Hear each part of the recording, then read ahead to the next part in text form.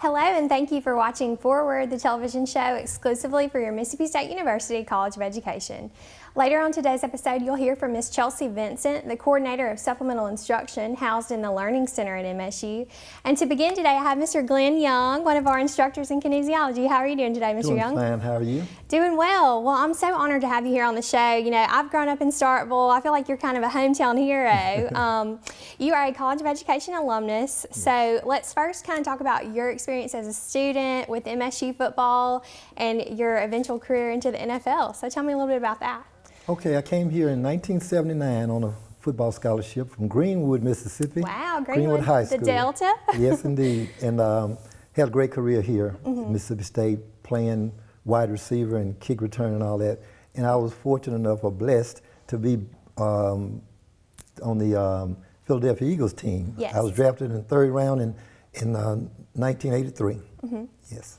Yeah, well, that's really, really wonderful. So you were a student athlete, and now you are an instructor in our kinesiology department. So why don't you tell me just a little bit about some of those sports classes that you take? Kinesiology, I say it constantly, but it is very, very popular major. We have a lot of students, especially a lot of student athletes that major in that field within our college. So tell me just a little bit about what you get to teach in kinesiology. Well, I teach a class called Coaching Sports, and I teach football, baseball, and basketball all in one semester, all in one course. So we have a lot of fun in there.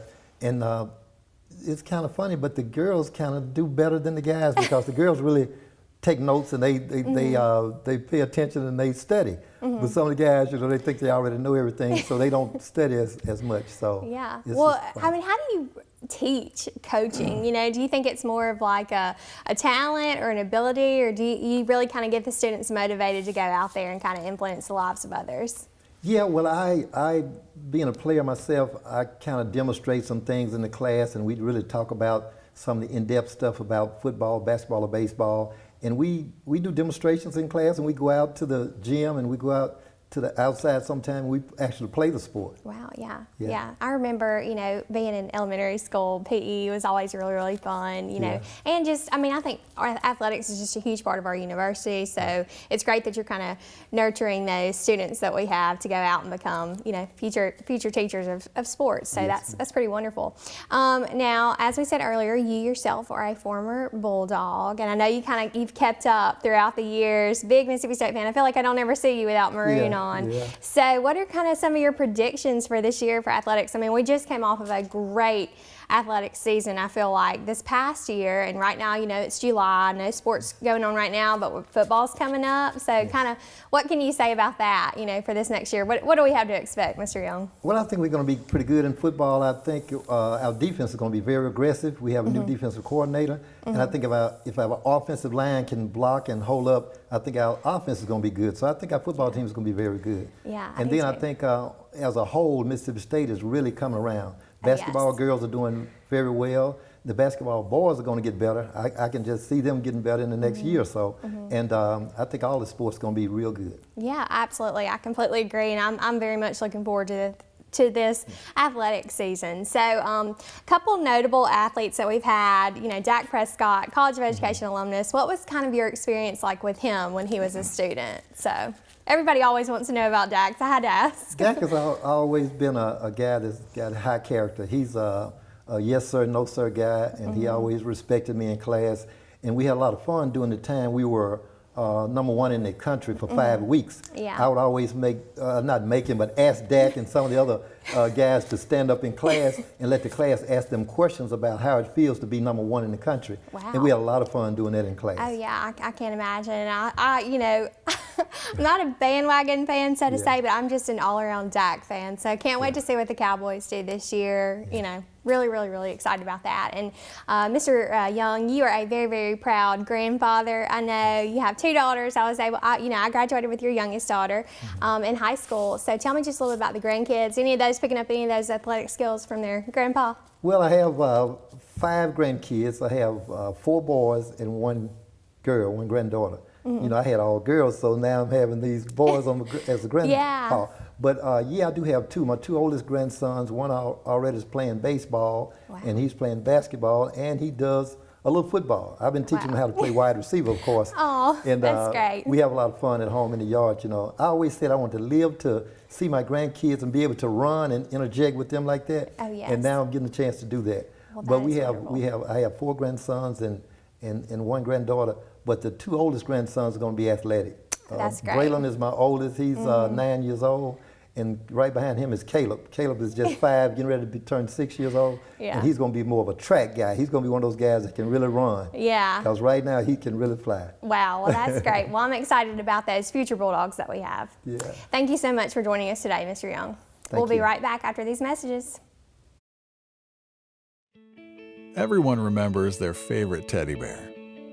The reassuring love of their first puppy. They comforted us and made us laugh.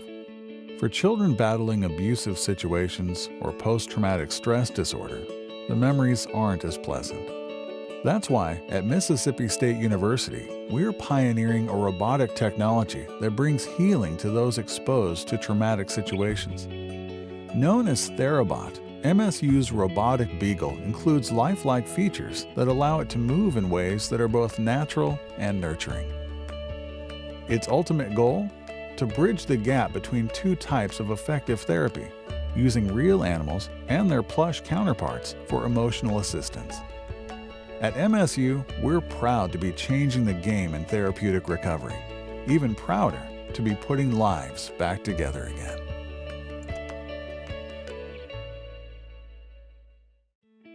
A baby's arrival can be one of the most exciting times in a family's life. It can also be one of the most anxious, especially if the child's development is hindered by medical challenges that create more questions than answers.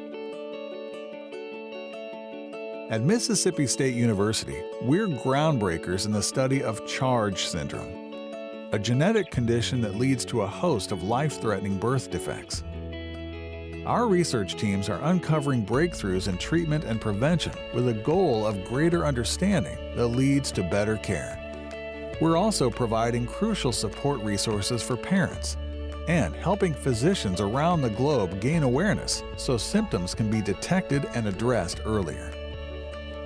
By engaging in this innovative analysis and therapy, we're not only improving outcomes, we're unlocking brighter futures.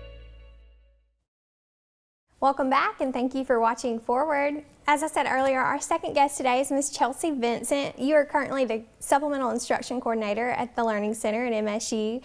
So you've also gotten 2 degrees from the College of Education. So alumni, we are so proud of you, and you're currently going to begin working on your 3rd. So we love to cultivate lifelong learners here. So just tell me a little bit about your academic background from the College of Education. Yes, certainly. I received my undergraduate degree in elementary education a few years ago, and I taught 2 years in 2nd and 3rd grade at Agricola Elementary in George County, Mississippi. And then I came back to Mississippi State to work on my master's degree in counseling with an emphasis in student affairs.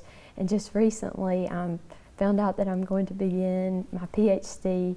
in education leadership with a concentration in higher education leadership. So I'm really excited. I'm working on the lifelong learner part. Yes, that's great. That's wonderful. I mean, you know, I think it's so important to continue your education, but to be able to do it like you at a young age while you're here working on campus and influencing the lives of so many people that you come in contact with in the Learning Center, I mean, that's just like win-win for everyone all around. So you are currently the coordinator of Supplemental Instruction. So why don't you just give me a little background about Supplemental Instruction, because I feel like a lot of people have heard of it, but they don't really know what exactly it is. So tell me just a little bit about SI. Yeah, so we do call it SI. Supplemental Instruction can be a mouthful for sure, but it's a national program. It's new to Mississippi State, but it's been around since the 1970s. So Supplemental Instruction is an academic support program.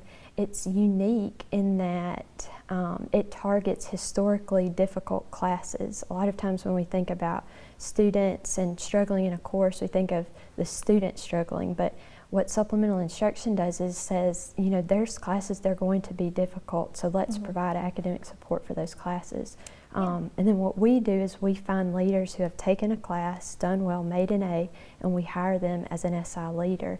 And our leaders retake the class. They go to class, they take notes, participate fully, and then they hold study sessions outside of class for anyone enrolled in that particular section. So definitely a great resource to take advantage of. And this is all completely free of cost. That's is that right. true? That's Wow, right. that is a huge plus for Yes. Students who are incoming freshmen or students that we have, getting into those core classes, their junior, sophomore, senior years. So make sure you contact Chelsey about supplemental instruction. So tell me a little bit about what it's like working with students, who are SI leaders. How do you kind of get to manage those students? And I mean, you think about it, they must be pretty great students if they're, willing to tutor other students. They are. Well, a lot of our students, they have to have made an A in the course, so they are a cut above. And I'm a little bit biased, but I definitely That's okay. think That's a lot of them, yeah. But they are very motivated with their own academic career, and that just kind of spills over into their job. They're passionate about what they do, and they want others to succeed and do well. A lot of our students are working, our leaders are working teaching a course that they're majoring in. So we have a lot of biological science majors or something like that, and they're working in biology. We also have a lot of education majors, and I get so excited when we have an education major because this experience for them is directly applicable to what they'll do when they graduate. They're great students for sure. That's wonderful. And now, Chelsey, what do you feel like is the class most people come to SI for? Is there a particular class? I have a suspicion that it's possibly chemistry, maybe, or biology. But what do you feel like people are like? Man, I have to have help in this class. Right. Well, I think all the classes are kind of geared that way. We do have a lot of biology classes. We do have Chem 2, and that's a popular one for sure. We have Cal 1, Cal 2. Those are well attended, especially before a test. So all of those classes for sure are difficult. Yeah. Well, results-wise, what are we seeing coming from this program? Right. So we've only been around just a couple of years, so we're kind of growing our database, but we're seeing that the more students go to SI, the more sessions that they attend, the better they do in a course. And actually, this ties into retention rates too. When students feel more comfortable academically, we're retaining them. So, and the national trend for SI looks the same. So it's really encouraging to see that at our campus as well. Well, I think that's great that we have this resource on campus. Definitely wanted to give a little plug for the Learning Center. It's now housed in the Center for Student Success. There we go. So I think that's what it's all about, just student success. That's right. Great. Well, we're very proud to have you as a student, a student in the College of Education, and we appreciate everything you do with supplemental instruction, Chelsey. Yes. Thank you so much. Thank you so much for watching Forward. To learn more information about Mississippi State University's College of Education, you can visit us online at educ.msstate.edu. Thank you so much.